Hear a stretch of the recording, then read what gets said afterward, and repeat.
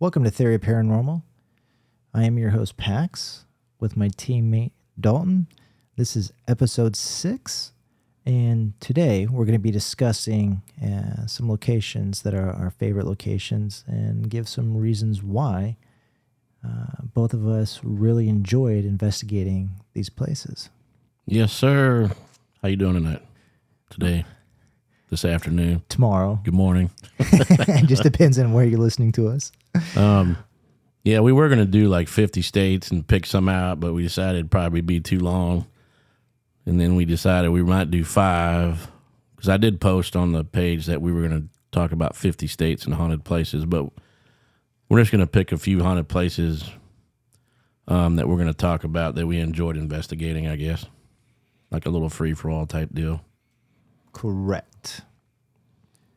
So, if you want to go ahead and start us off there, Dalton, what do you got for us today? Going to the Bluegrass State. Bluegrass State? Of Kentucky. Kentucky. There we go. Yes. We're going to start with the Octagon Hall. It's a good place to investigate. What can you tell us about Octagon Hall there, Dalton? Octagon Hall is right there, Franklin, Kentucky. It's right above the border of Tennessee there on 65. It is a 2-story octagon-shaped house. It's got a huge high basement in it. The actual plan, they say it was likely inspired by the Fowlers in 1848. The house is shaped like an octagon, of course. And over in England, they used to build these houses, and it was for air conditioning. So they would open the windows, and you know, if you got a window on every octagon side, you open the windows, you get the crosshair. Yep. Okay, so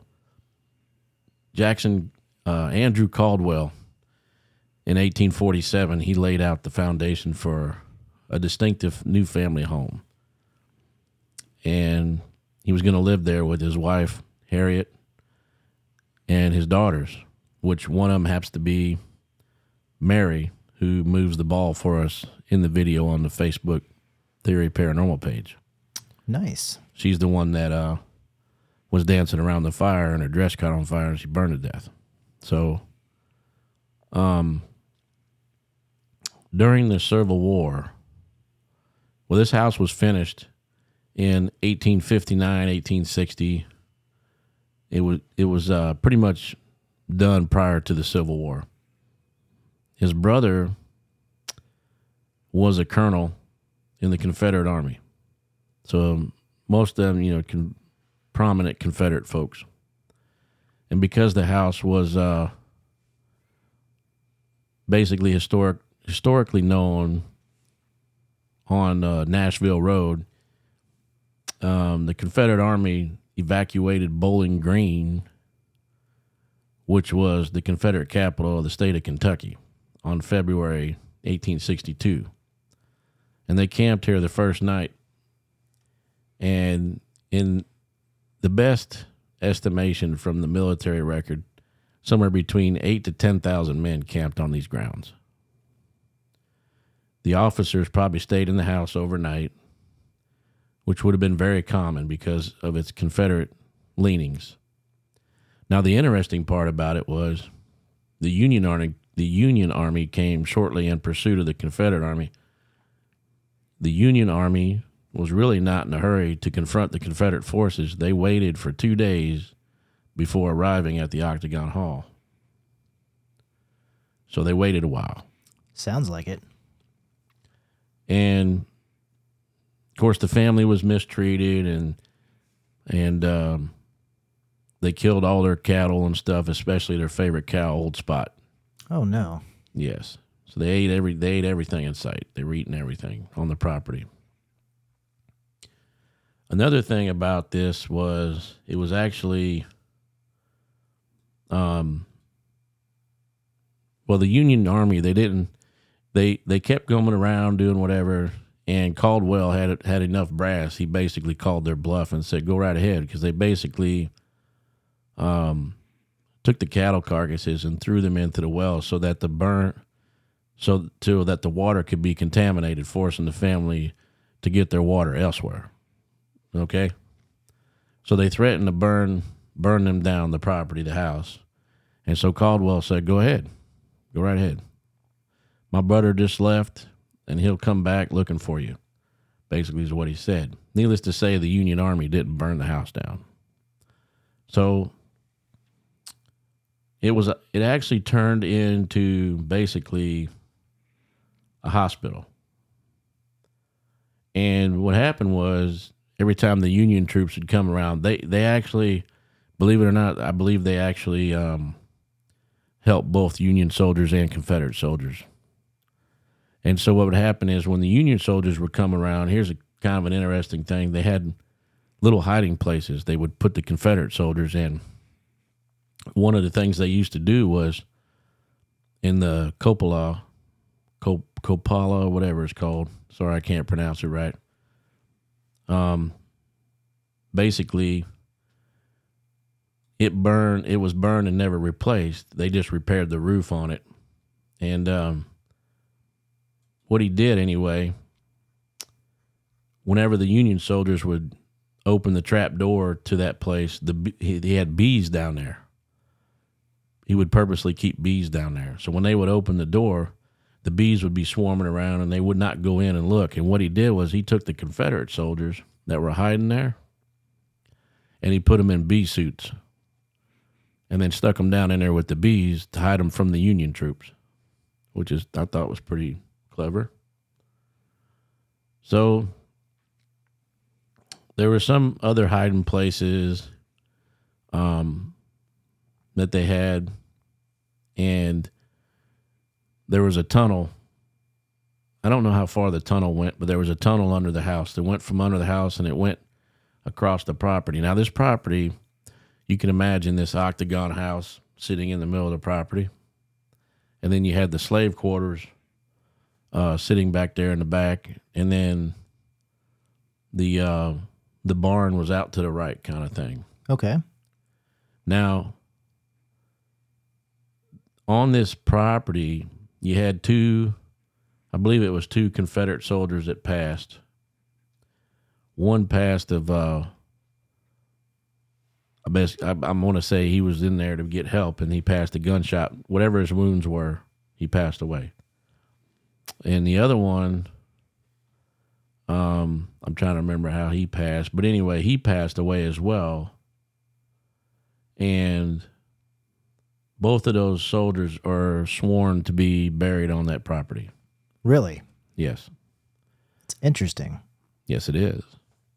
So it is a place that I've investigated. Like I said, Little Mary, when we got there, Little Mary, she pretty much told me she wanted to play. So we went to her room, and that's where we got her to move the ball. Now, in other areas of the house, we got some pretty good evidence there. Some good EVPs and stuff. But one of the cool things was that we went out to the barn, and in the barn, that's where the Confederate troops, the guards, whoever was guarding the property, they would basically go out there and play poker. Hey, I like poker. I'm pretty good Pretty at, good, yeah. Getting a few flushes and straights and all that good stuff. Right. So, we had a guy there. I was doing that investigation with some important people. I'm not going to name drop anybody, but anyway, so the guy put poker cards and chips out there, and supposedly we left, and of course they overlooked their evidence. We didn't ever put a camera out there. We probably should have, but we were told that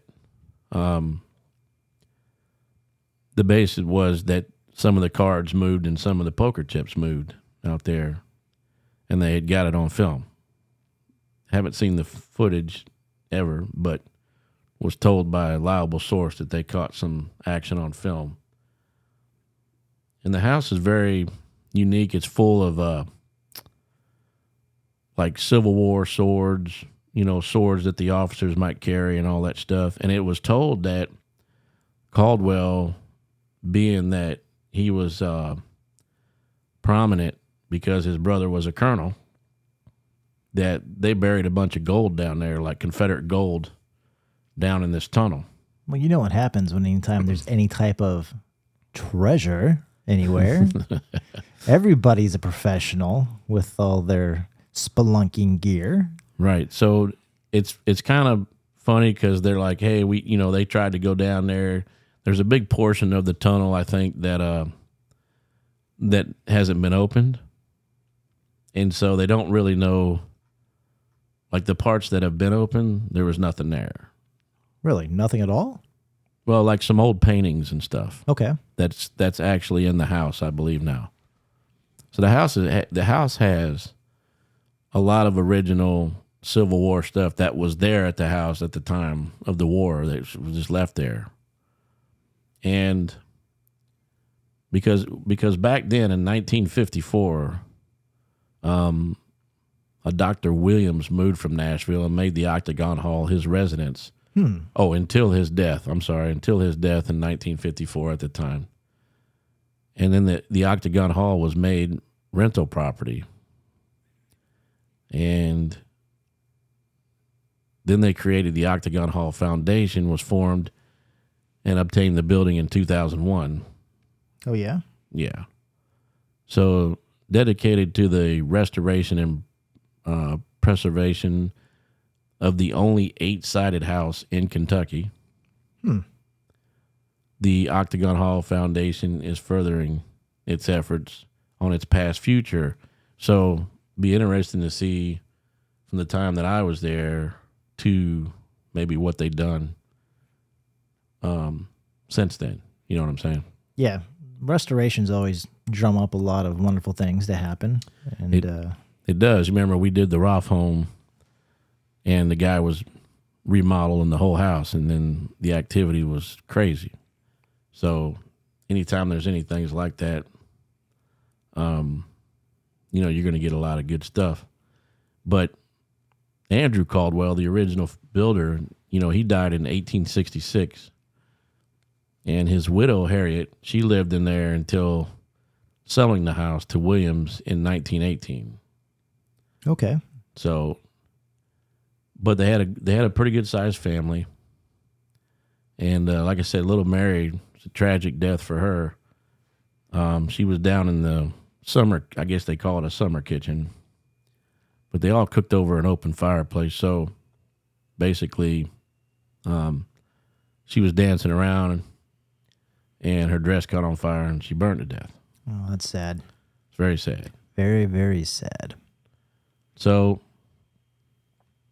the Octagon Hall to me was probably one of my most interesting. We did get some decent EVPs out at the slave quarters, slave house, whatever you want to call it. I don't like really using the term slave, but that's what it is. So the most activity we had was actually in the house itself, and there's bedrooms. You would think an 8-sided house would be pretty big, and it's kind of like going to Elvis's mansion. You would think that would be huge, and when you get there, it's kind of small. Actually, Yeah. So this Octagon Hall is the same kind of concept. Okay. But yeah, man, that's all there is for that for me. Do you got any questions on that, or? As far as it goes with that, anything notable that you really noticed about it, or it stood out to you? As far as just investigating, anything in particular where you're like, hey, this is different, or compared to other stuff, this really stands out, because each location has different things that really make it pop or sets them apart from other places. I didn't know if there's anything that stood out to you. Besides the shape of the house? Correct. There was a lot of strong energy there. Like I said, for the little girl, I want to say she was 7, 8 years old or something. She was pretty young. So for her to spark up enough energy to move a ball, that kind of interested me. We kind of went through a bunch of our photos, and I believe we caught some. I don't think I ever posted. There is some photos on the Theory Paranormal page of me walking through the actual house. So you can actually go to the Facebook page and actually see some photos of what the interior of the house looked like and all the stuff they had up. If I remember correctly, it was pretty old looking. Yeah, but it was pretty good shape. You know, they kept it in pretty good shape, and then they, you know, hung everything on the walls, and then they got display cases and stuff that they put some of the swords that were left behind from the officers and the guns. But I think besides the energy, man, I think just knowing the history that both Union and Confederate troops were helped there. It was a hospital. So it became a hospital, actually.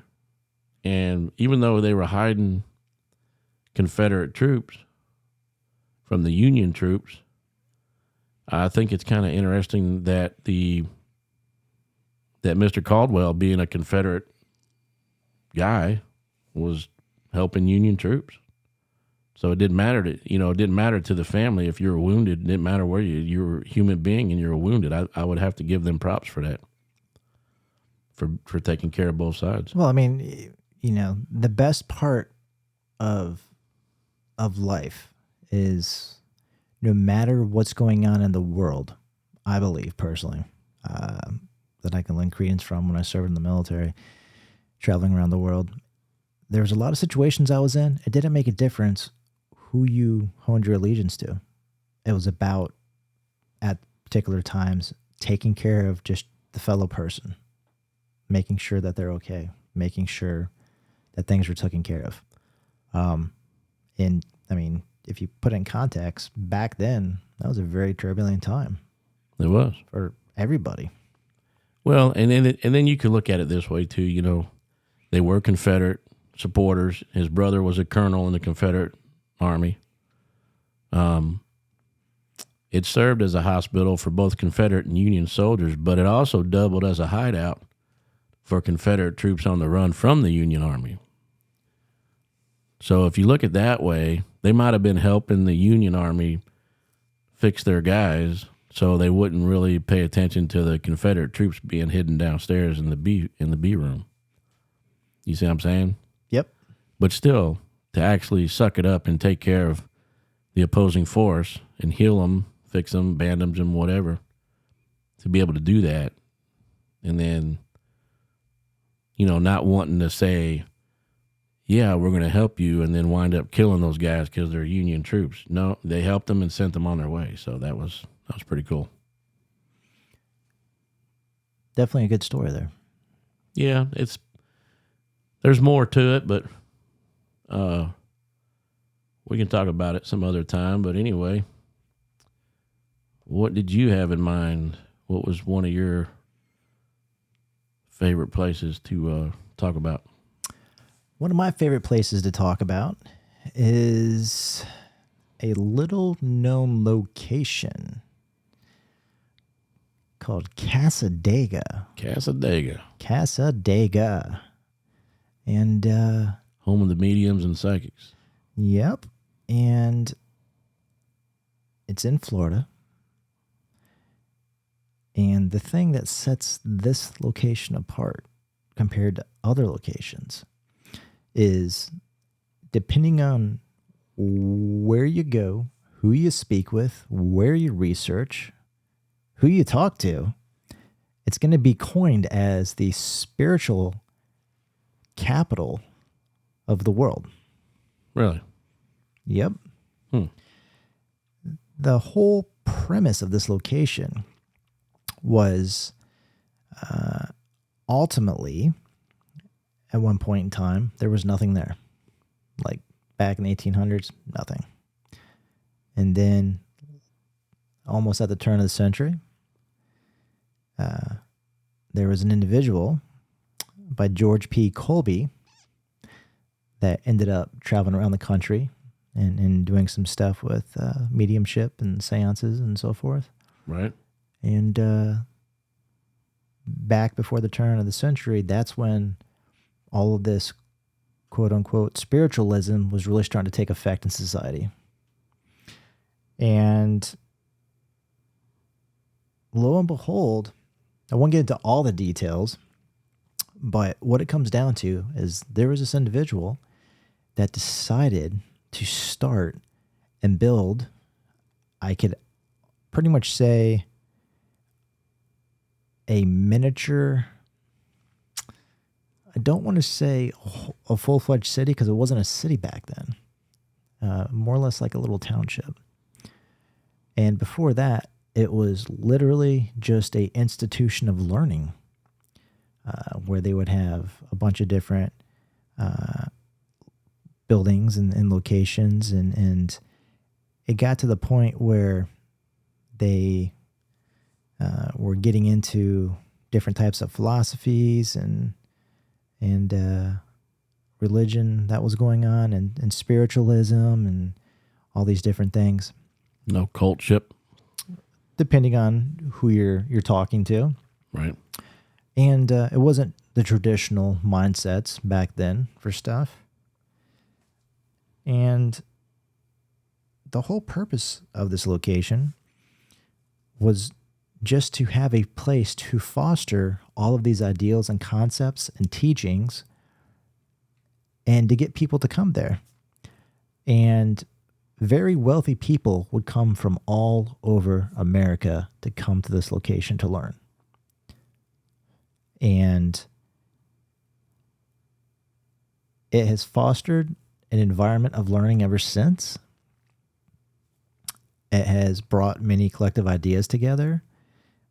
Even to this day, it's full of individuals that are gifted, people that are mediums, people that can potentially have the gift of clairvoyance. I could go on and on and on.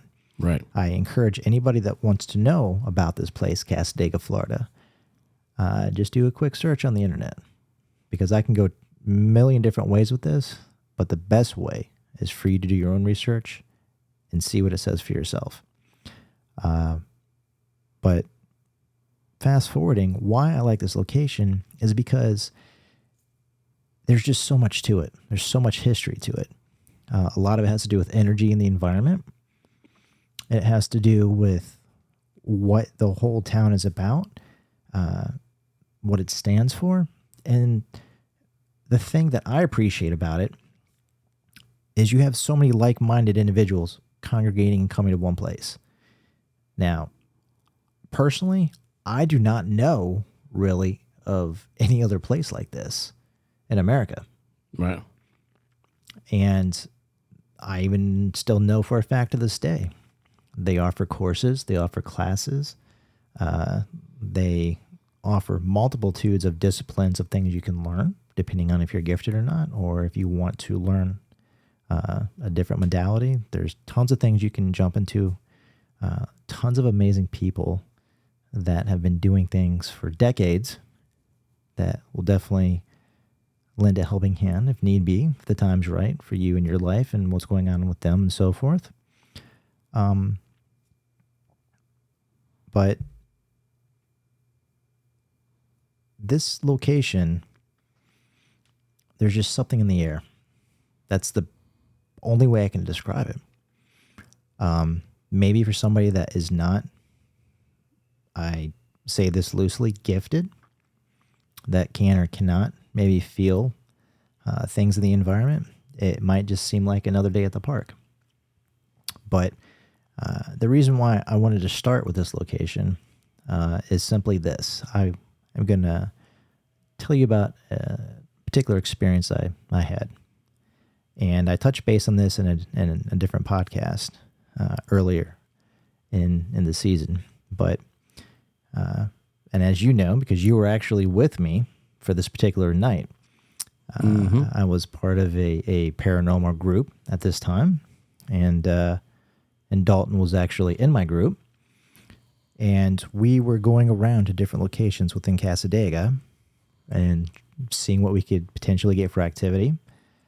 And I want to say there was about 7 people in the group, maybe 8 total. Something like that. And there was a particular gentleman that had a oxygen canister with them, just because, unfortunately, that was the case for that individual. Let me set the tone, paint the picture. This particular night, it was very, very humid, to the point where you're almost like sweaty, wet walking around. Very, very muggy and hot. Well, that's just Florida. But it didn't make a difference if you were wearing jeans or shorts or whatever. It was almost unbearable at some points in time until later in the night it cooled off, luckily. But that's also because it rained a little. It did rain a little. I remember that. But the air was still thick. So we were going around to these different locations, and this particular night, we touched base on all of the main locations that we could in Cassadaga for walking around. And then we eventually got to a particular area that was further back from the main street.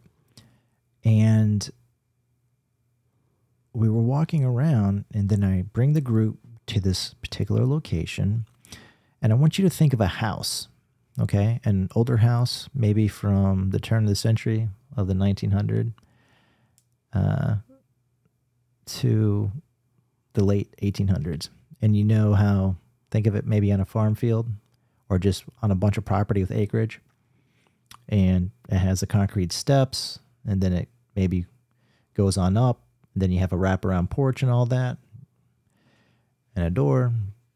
So we get to this location, and it's nothing but a bunch of overgrown woods everywhere, and a little beaten path off another beaten path right to a pair of steps, maybe 3.5 feet wide at the most, Right.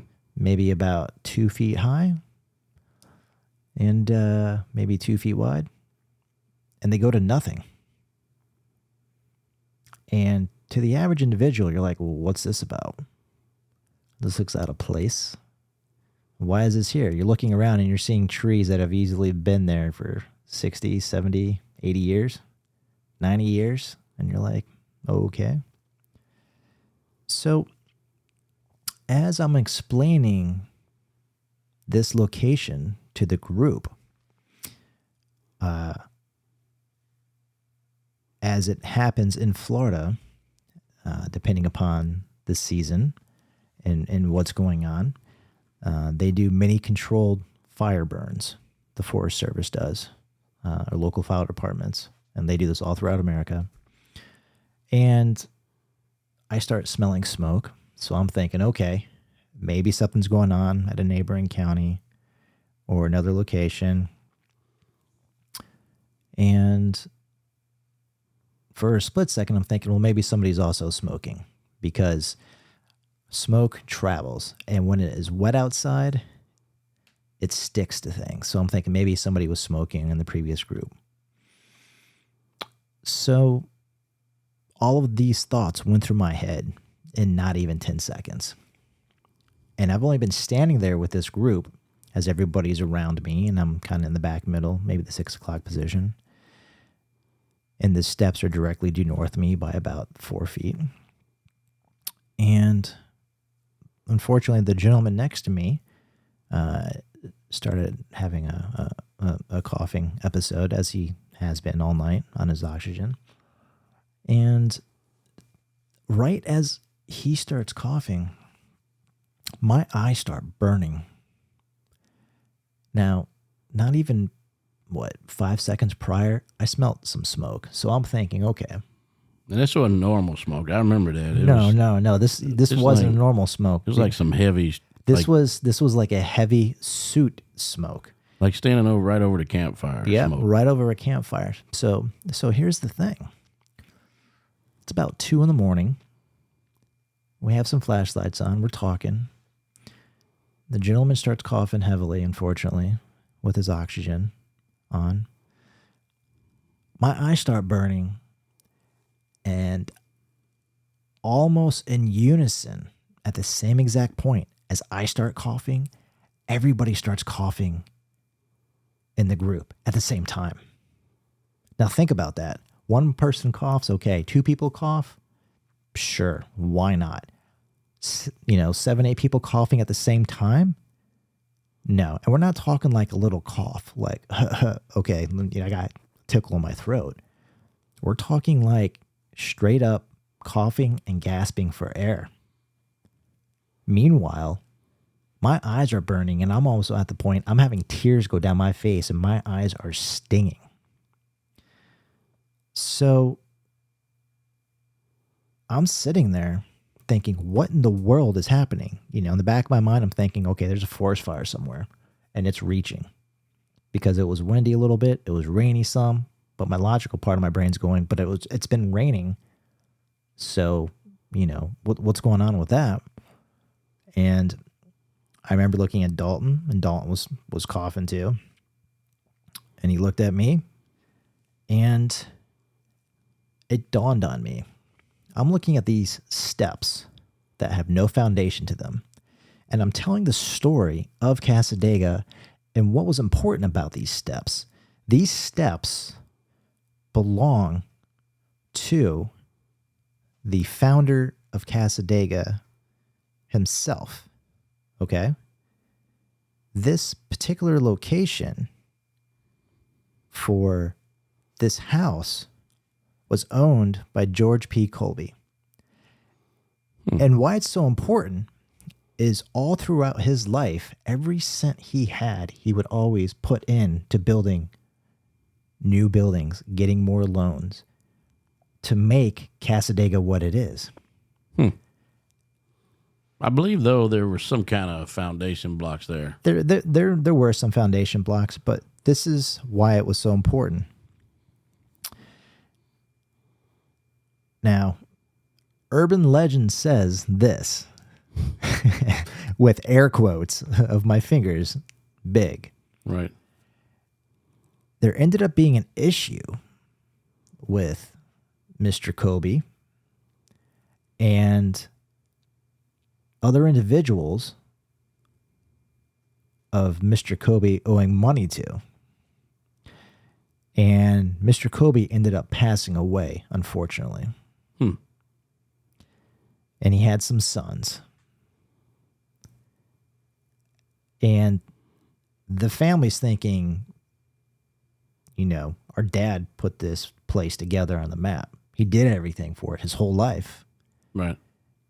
And then there's money issues, and then everybody's coming after the family. So what do the sons do with the only remaining property asset that the family really owns? What did they do? They ended up burning the whole place down so that way nobody could get a cent out of it. What? That's crazy. And to pay back the debtors. So instead of paying them back, they just burned it down and said, you're not getting nothing. Exactly. Wow. So the reason why I bring all this up is this. As I'm telling this story to this group I'm a part of, narrating all this, and I'm getting to the point, everybody starts coughing, kind of gasping, tears down everybody's face. The gentleman with the mask on and his air tank, and he's, coughing really, really bad compared to everybody else. And all of this happens in a split second in my brain, and it hit me. We're not smelling forest fire smoke at all. We're not smelling cigarettes. This was one of the first major times in my life that I had something, okay, because I didn't know what. I didn't know if it was a spirit. I didn't know if it was an entity. I didn't know if it was something I can't even put a name on from the other side. But I had something not just showing me, but showing 7 people in unison what happened at that location. They wanted us to know what was so significant to them in their life, potentially. It could have been the sons. It could be other people from that town at that particular point in time. Or, you could say, depending on what time it was at that night, if that's when they burnt it down, it could have been a residual smell too. Exactly. But my point being is, think about that. You can watch shows. Oh, I've been scratched. Oh, I heard something. Oh, I think I saw something. I think I saw a shadow. And it's always one individual. And I'm not knocking it. Right. I got you. TV shows do their thing. It is what it is. But 7 people. But seven, 8 people all at the same time had this happen. That just blew my mind away. I mean, think about that. The amount of energy that would have to be utilized to influence 7 to 8 people all at once. Well, my question is, did anybody die in these fires? You know, that's the thing. I never got that information. That might very well be the case also. But the reason why I bring up this particular story is, one, this was my first real experience of experiencing something physically that happened at a location. It's one thing if you hear about a residual, okay? You go to a place and you see the hypothetical lady walking in white in her period dress outfit across, the second floor. Right. Touching the banister, hypothetically. Correct. Or you hear the baby cry in the nursery. Or you see the soldier walking across the battlefield. This was completely different. It wasn't visual. It wasn't audible. But it was physical to all of us. And it affected our throat. It affected our chest. It affected our eyes. So that's pretty explosive right there. That's powerful. It is. It's crazy how that happened, because it's almost like if it's like if the fire was actually going on right then and there, and you were just standing in the middle of all that smoke. Exactly. And that right there is why I bring up why this was so amazing. Was just because the fact you couldn't imagine this particular experience whatsoever unless it happened to you right then and there. It's just so unplausible. Your brain won't put it together and go, oh, I'm going to go out and do an investigation tonight, hang out with some good friends, and I think we're just going to have 7 or 8 of us all experience the same thing at the same time. No. Because that's common. Not. No, it's not common. And even when we walked out, I believe when we walked out, people started to move kind of in a hurry, because they were like, they didn't know, they thought the woods were on fire. Yep. And so when we kind of realized that this is, an actual paranormal feeling that we're getting, a sense. And we finally all got out and walked out the path together. Everybody else was looking at us like, what's wrong with y'all? Because some of them are still, tears running out their eyes and coughing and stuff. And that was the thing that we had to explain to everybody, because here's the very sobering thing. For me in Dalton, this is normal to us. I don't want to say you get desensitized, but think about it. To anybody that's sitting there, no matter where you're at, listening to our podcast right now, a friend, a family member, a loved one, whoever says, hey, I'm going to the gas station. Do you need anything? And it's like, no, I'm good. That normalcy, contentment of just being asked that simple thing is normal to you. You're not going to think twice about it. Right. It's just going to be a no-brainer. Like, nah, I'm cool. Well, that's how this is for me in Dalton when we investigate. When things happen to us, we're not desensitized, but we're used to it. But we get excited. For everybody else, though, that maybe never has done this before, that just blows people's mind away. And I get it. If that was their first time ever doing a paranormal investigation and that was the real that they just got confronted with, I guarantee you there's going to be a come to Jesus meeting with that person somewhere along the lines in the next 24 hours of what they will ever do again and what they believe is true or not. Because you couldn't explain it. No. And I'm on the fence of saying if you're privileged to having a paranormal experience? Because not everybody does. No. You can put two people together, look the same, apples to oranges, and it's completely different. One person says yes, one person says no. Well, and that comes down to another conversation we'll have at another time, but I mentioned it before where the entities actually can, basically have or let certain people smell things or taste things or do whatever. They kind of almost pick and choose who's going to smell what. So I remember, just not off the beaten path too much, but I remember the one investigation we did where, let's say you were smelling strawberries and I was smelling grapes. Yep. That's a very unique deal too, where you got two people smelling two different things at the same time. Yep. So, but yeah, that was a cool thing that all of us had that experience together. And for those that there was their first time coming out, that was quite of an experience for them, I'm sure.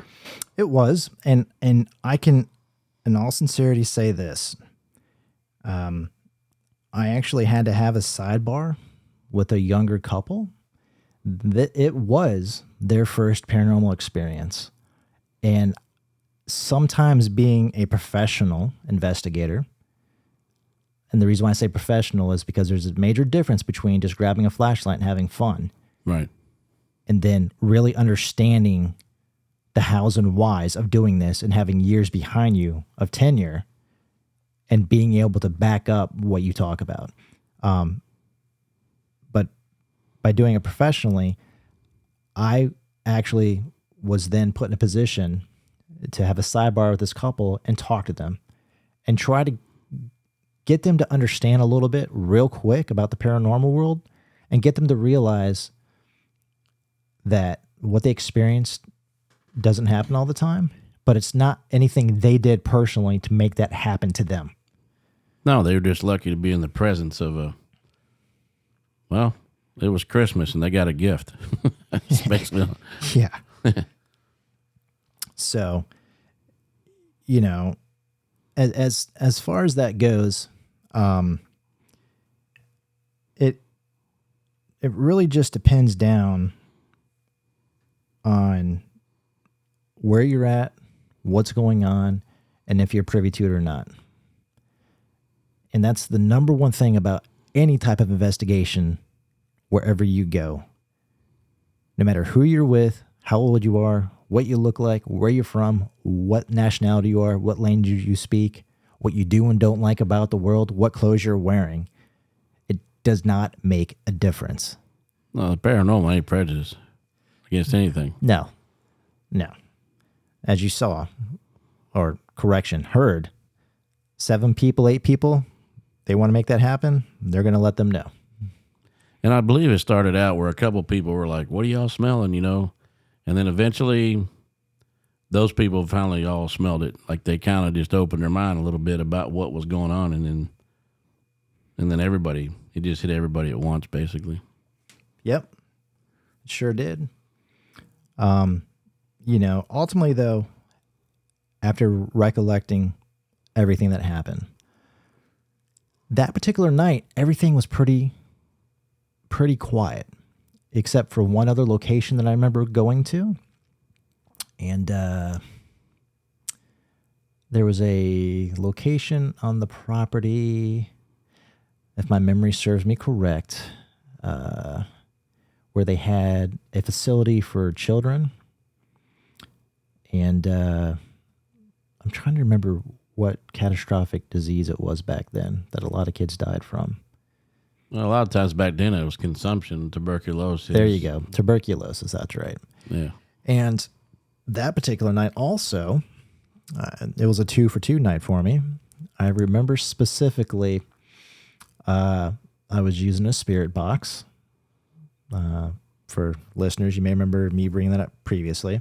And the whole purpose of the spirit box is you're able to ask questions, do whatever, and it's able to give you feedback live right then and there. But I remember I was talking at this particular point in time to a little girl. I brought something called a trigger object, which is nothing more than an object that may be important or be conducive to producing results in a particular area if it is some sort of value to the entities or spirits that are there. And it doesn't have to necessarily be value. Trigger objects can be, if you're near a daycare or you're dealing with a child like you were, any kind of toy, a ball, a toy truck, something could trigger that child to be like, oh, looky here. You know what I mean? So, trigger objects could be all kinds of things, different things, and it doesn't necessarily have to pinpoint to one thing. It's just something maybe that person or that child or whoever might be interested in, and then activity starts. Correct. But for that particular area also, I ended up having a child that was just laughing and playing, Nice. which was really neat. And I was using a flashlight too, and watching the flashlight dance on and off, and you just hear giggling, and I would hear the child laughing and some commotion going on. And then literally not even, 8 feet away from me, that somebody else would hear the child. And then the child would be heard by another person. But all of us were in different locations. So it was as if they were running around playing and laughing, which also I thought was pretty interesting. Because sometimes when you go do investigations, you're only going to hear something maybe once or twice if you're lucky. But for it to be consistent, that right there in itself is pretty stellar or epic in my book. Yeah, and you can, when you're hearing it with your own ear, that just goes along the lines of smelling the smoke. Correct. They're building up enough energy to be able to produce that. Because you remember what I said about energy, they have to produce it to be able to communicate. Correct. So wasn't there a thing about the Indians, or was it some slaves maybe or something that came from South Florida, and they were walking up when they were freed? They were walking up to get out of Florida. Most of them just stopped and camped right there at Cassadaga. Is that not something, some history to that? I believe that is also true. So do you think that not only the Native Americans in the area, but you might have think that some of those folks from the South Florida area might have been intuitive and stuff? Oh, very much so. It's widely known.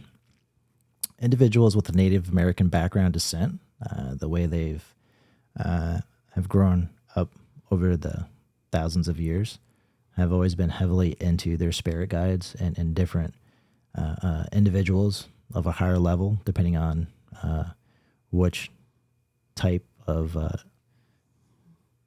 would say, tribe is a safe coining that they're a part of. And it's known that individuals are gifted that way. Right.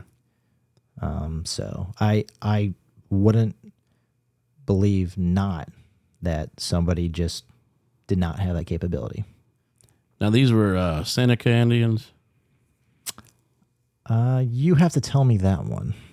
Do you know what the word Cassadaga actually means in a Seneca Indian meaning? What does it mean there, Dalton? It means water beneath the rocks. Really? Yes, sir. Didn't know if you knew that or not.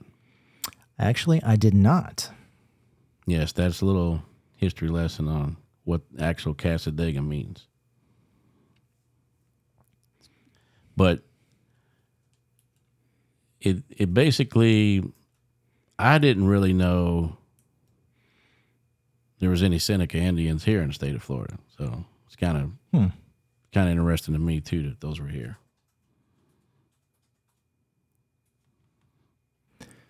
So, from what I understand, you have another location for us, don't you? Do we have time? Yeah, we're good on time. We have time. Okay. I do have another location. This would be Perryville Battlefield, again in the Bluegrass State. Good old Perryville Battlefield. That place is like over, I would say, overabundance of paranormal activity. There's just so much.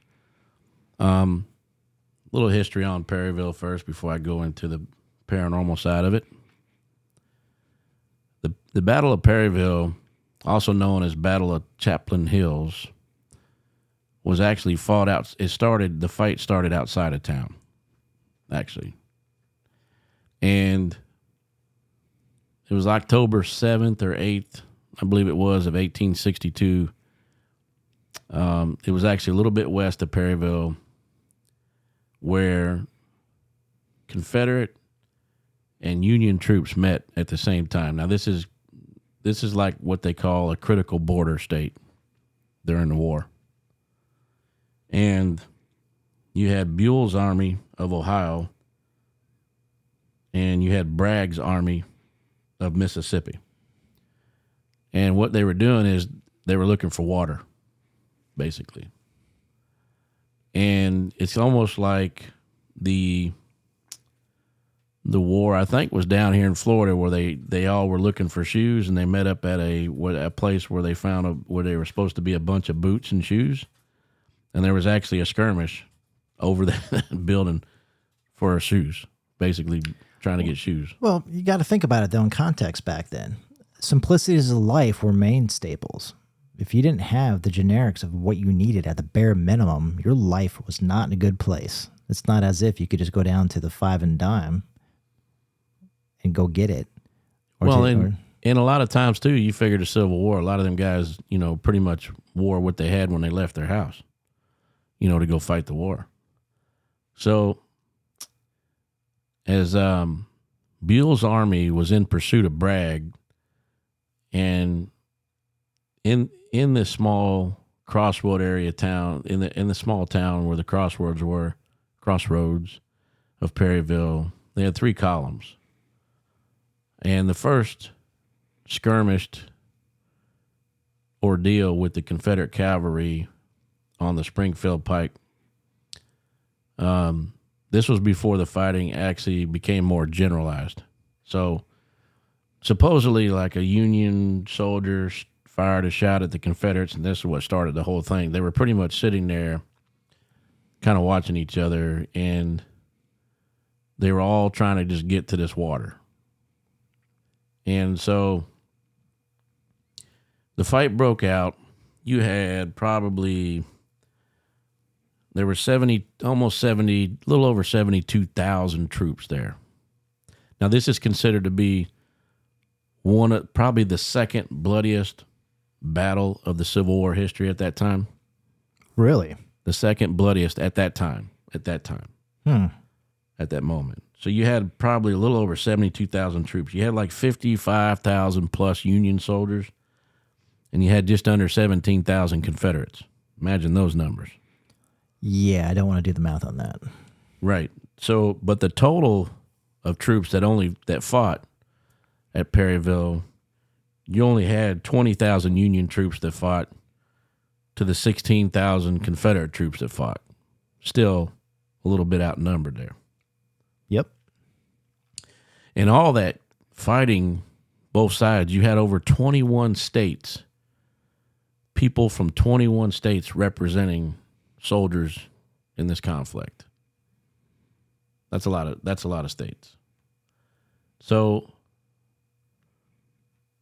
what happened was the fighting just kept escalating, and the troops backed up into the town, and fighting went on inside the town for a while. Some say there was probably 1,400 killed. Others say, with the wounded that was there and the wounded that died, you're looking at probably 2,300 total people that actually died at Perryville.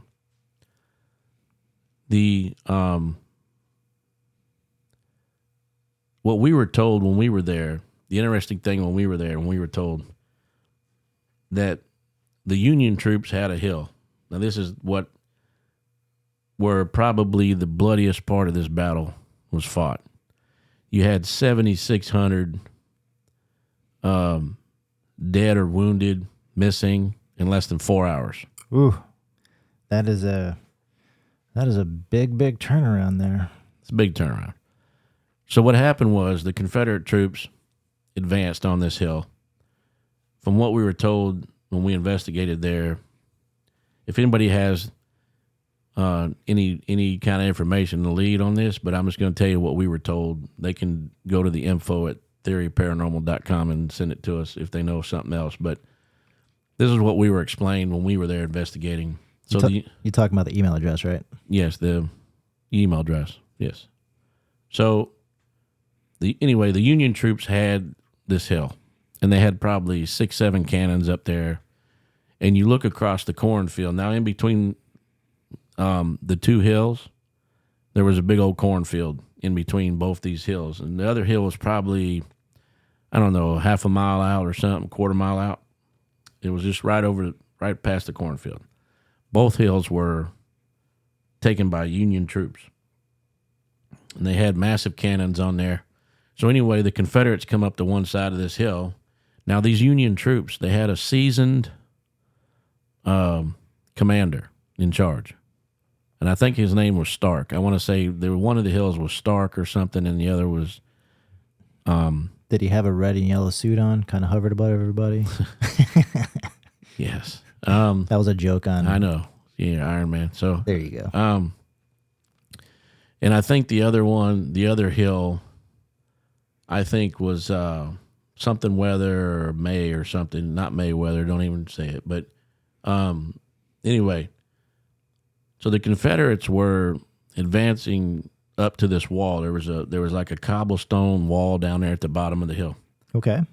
And so they started shooting at each other. Uh-oh.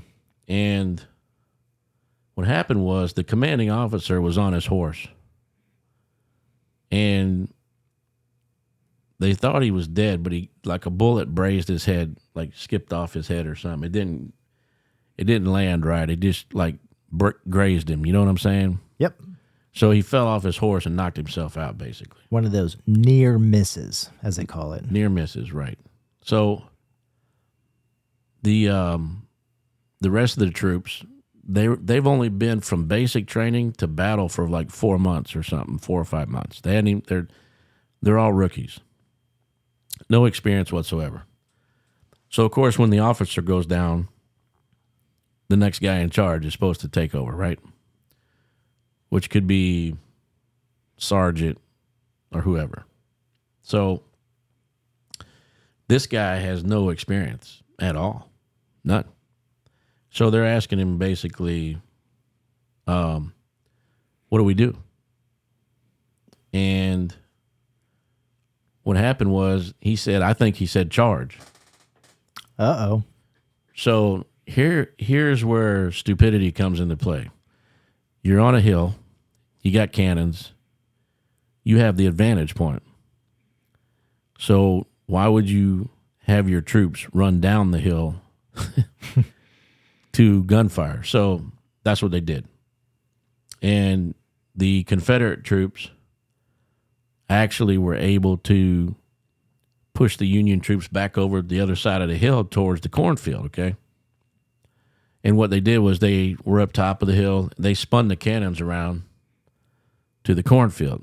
Now, I can't tell you why the Union troops on the other hill started firing their cannons into the cornfield without checking out who's on the hill. Yep. They just thought those were Union troops firing at Confederate troops that tried to sneak through the cornfield, but actually those were Union troops retreating to the other hill. So hence the 7,600 dead, wounded, or missing at that time, because now you got the Confederates firing cannons down from the top of this hill, and you got Union soldiers firing from the top of the other hill on top of the other Union soldiers. So also hence the second bloodiest war, or the bloodiest battle of the war. Okay? Now, when we got there, there was this monument, and it's surrounded by a brick wall, and it's pretty big. It's a pretty big outline of a brick wall, and dead in the middle of it is this Confederate monument. And what we're told is, so after basically the Confederates had a victory there, they wound up having to retreat anyway. So it basically gave the Union the border state that they wanted, and they held on to that for the rest of the war. Hence that Frank Saxon, our buddy Frank Saxon from the May Stringer House, fought there, which is, another deal. But he was wounded at Perryville, and he led a company at Murfreesboro. So he was actually an officer. So, and I believe he fought there, I want to say 1860 something. Let's see. I'm trying to remember. But anyway, let's get off Frank Saxon. There's so much I want to say about that guy. Right. I saw your eyes light up, and you're like, "Hey, here we go. Here we go. Here we go. Stick to Perryville. Right. All right. So anyway, this monument, when we rolled up there, is the first thing you see when you roll up there. Well, you see the dye house. The dye house is an old quarters, sitting out there. And there was some activity there. You can go on their Theory Paranormal Facebook page and actually see some evidence from Perryville. Yep. And you'll see my boot sitting there. Somebody took an outside, one of our old friends that used to investigate with us was there with me and took an outside photo, and hovering over me is this black mass in front. You can clearly see it because I'm standing in front of a white house. So what? Wait, all right. Say that again. Okay, I want to hear just a little bit slower. I want to process this as you're saying it.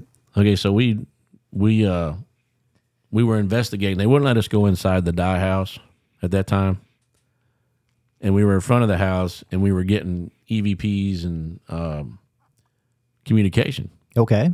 So I moved closer to the house because I wanted to get up on the porch area and see what kind of evidence I would get getting close to the house. Maybe, because remember we talked about borders. Like there's border lines that some spirits can't cross, or they can only go out so far. Yep, I remember you touched base on that before. Right. So right. I thought maybe if I get up on the porch, being close to the house, that whatever spirits were in the house would be able to come outside and communicate. Well, we didn't realize this until like a couple of days later after the investigation. But I was standing there. All you can see is my left leg from like my knee down in my cowboy boot. Okay? Okay. The rest of me was covered with a black mass, like a black fog. Now, in the lower corner of that black mass, all that blackness, which you can say, I didn't feel bad. You know what I mean? You'd think it's a black mass, it would be bad energy or something. I didn't feel bad at all. In fact, I didn't even know that the thing was on top of me. So, but down in the lower corner, here we go again. Guess what was there? What was there? Tell me. A blue orb. And what does blue orb mean? I believe we talked about this in our previous podcast. That's crazy, man. So the blue orb, remember, dealt with the orb angel. It was the one that dealt with the orb angel, right? That's the one I said was, that was the first one I read about the orb angel, right? Correct. Okay. So the simple fact was, it's like a psychic energy, basically, I think we were talking about. And protection. I think there was a couple of them we talked about that were about protection. We talked about the black orb, which didn't make no sense that it was deep energy, dark energy like that, and then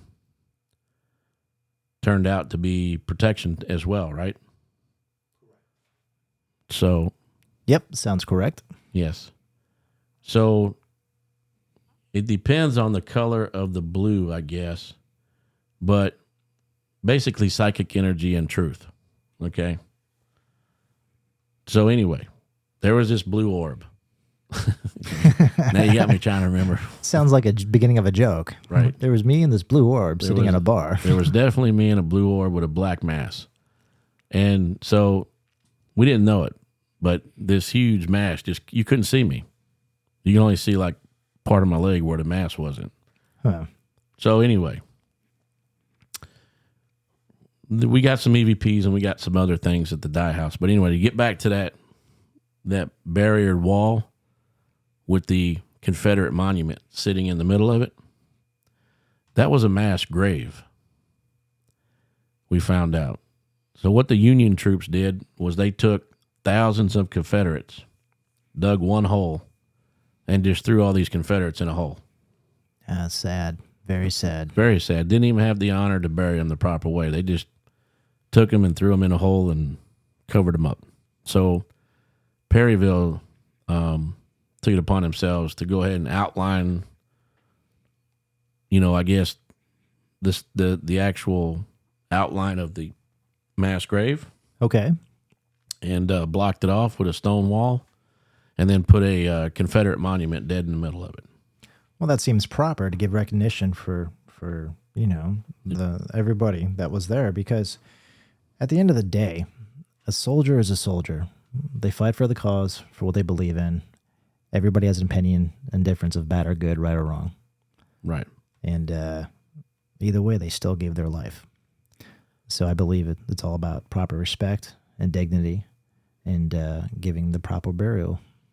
So you can imagine the lives that were lost and the disrespect, how much energy is built up in that place. Oh, yeah. A lot, I can imagine. Right.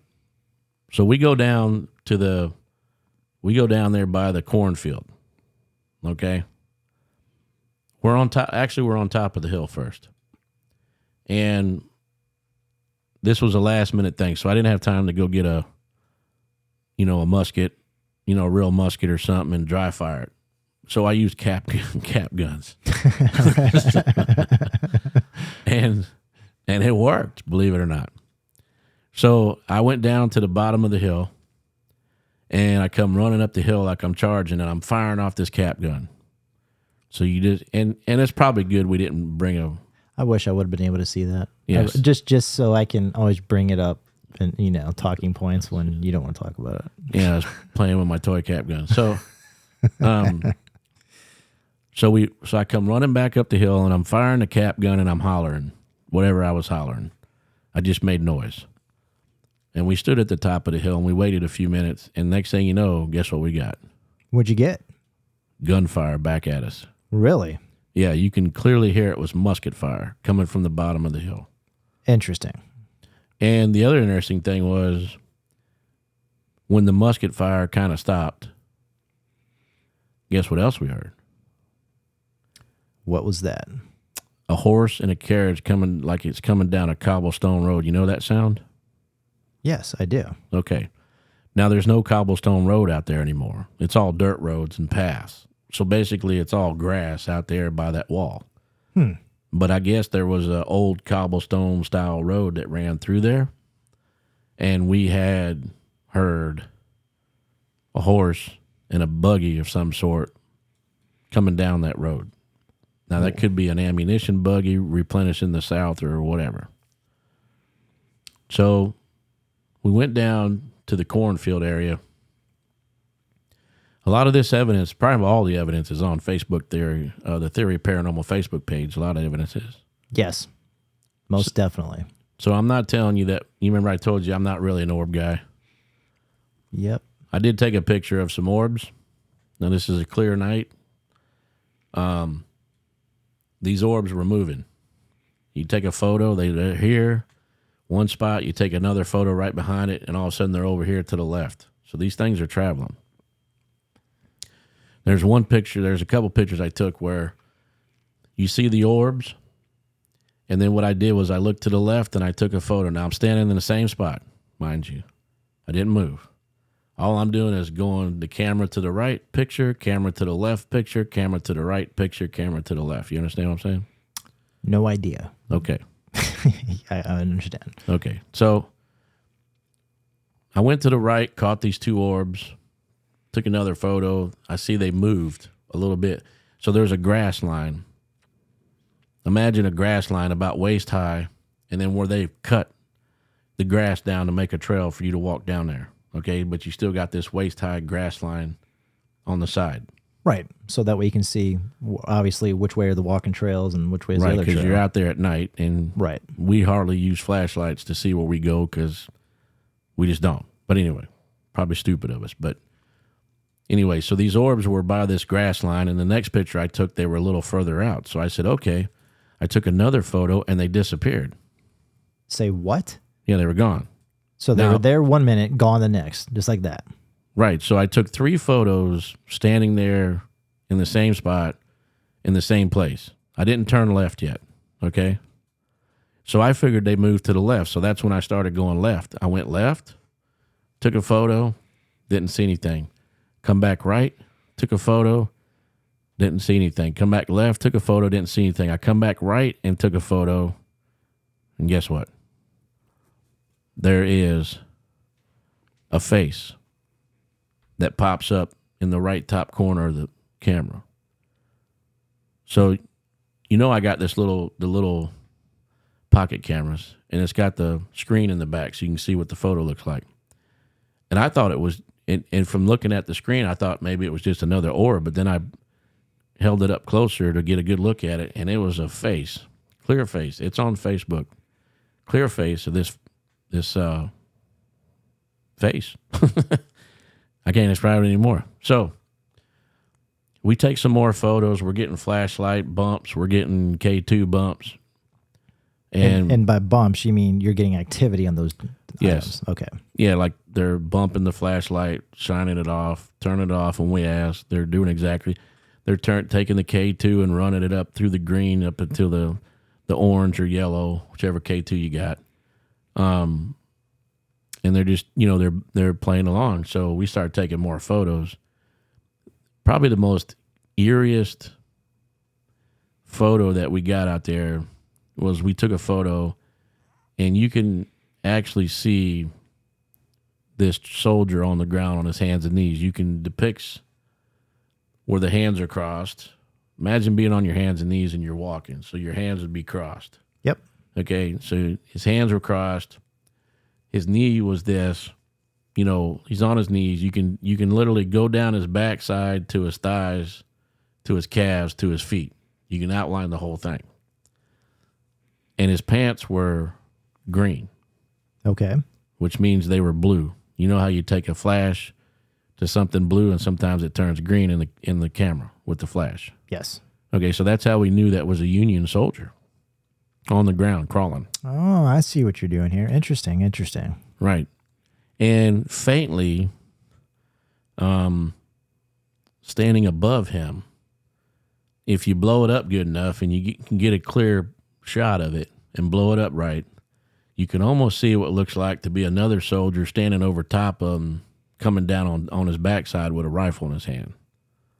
So that was pretty cool. That is pretty neat because obviously it sets the tone and pace for where you're at. It's something that obviously happened a long, long time ago.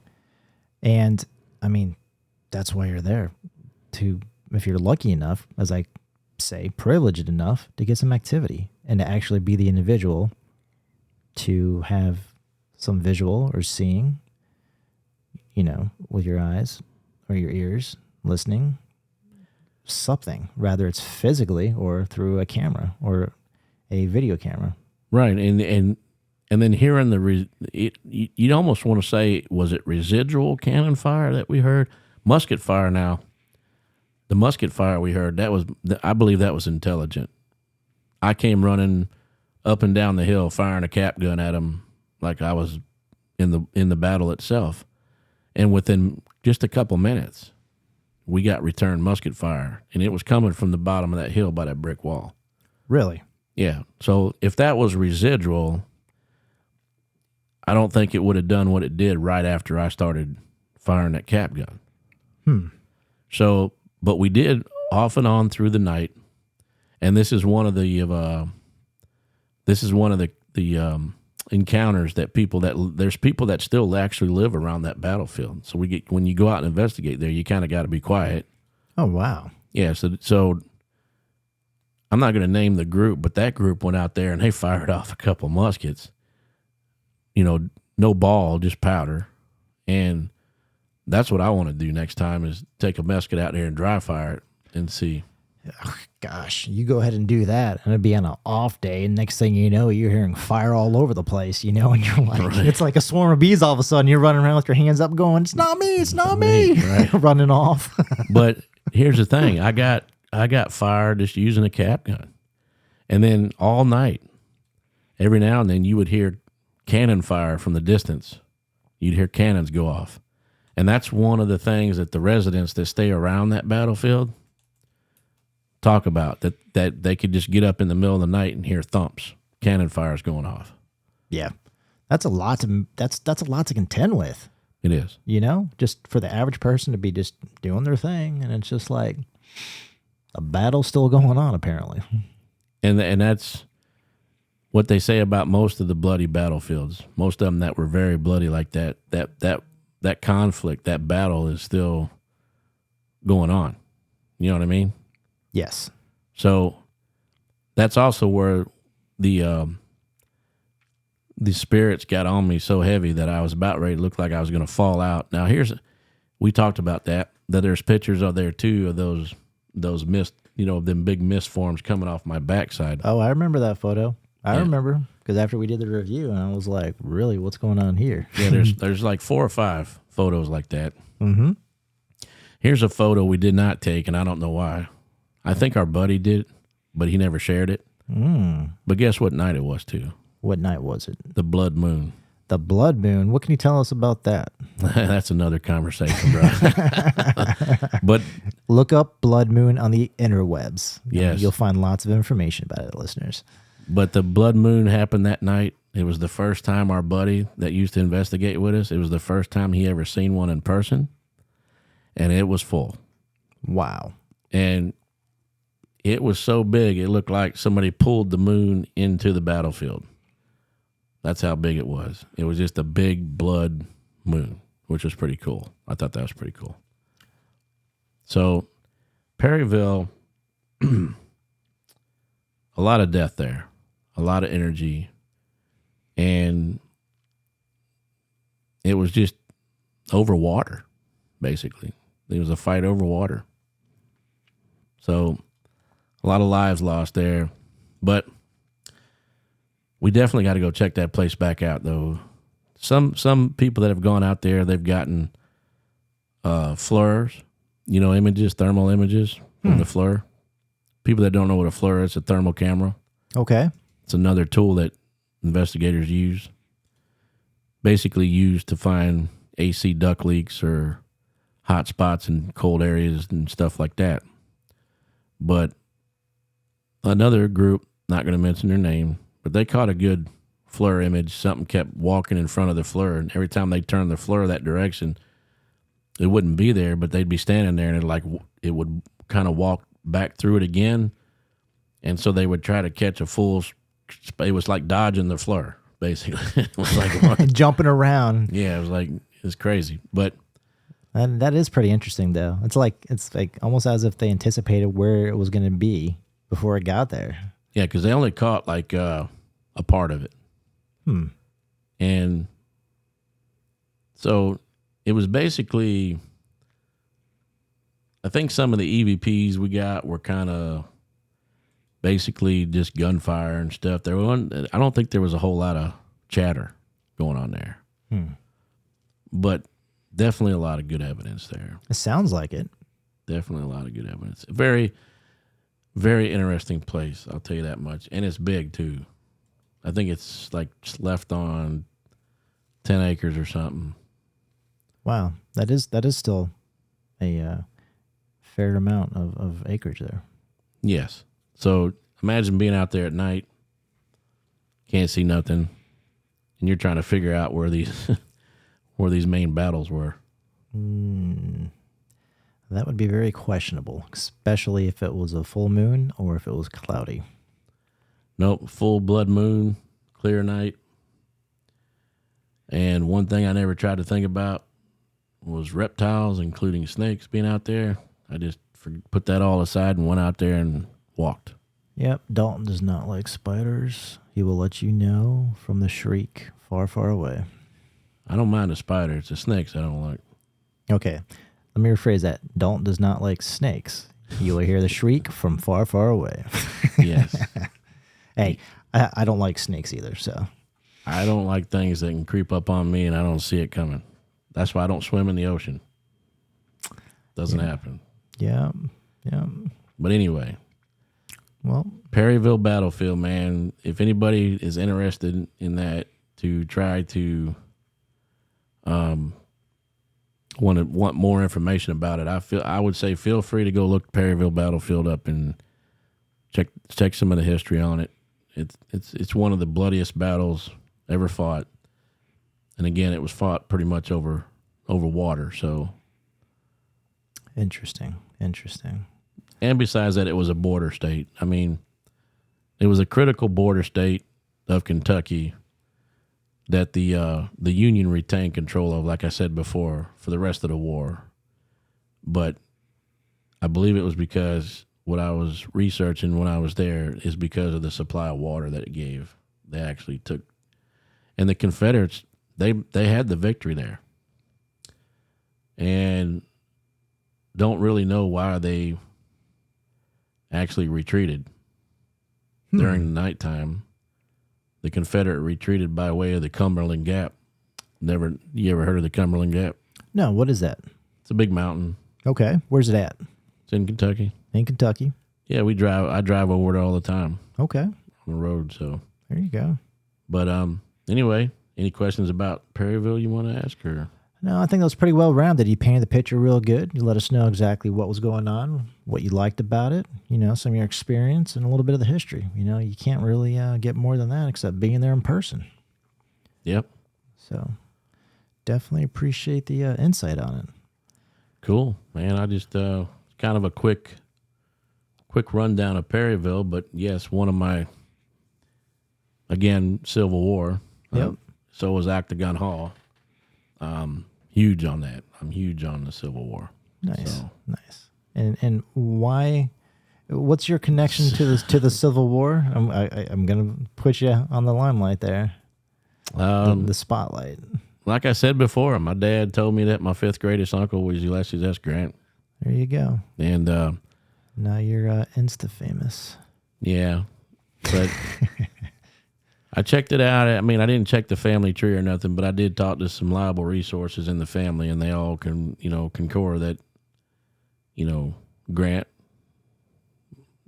was related. So, like I said, it puts my interest of the Civil War about 200%. I want to learn as much as I can about it. And there's still a lot of battles that I don't know about, but I'm steady every now and then. When I get bored, I'll look them up and research them.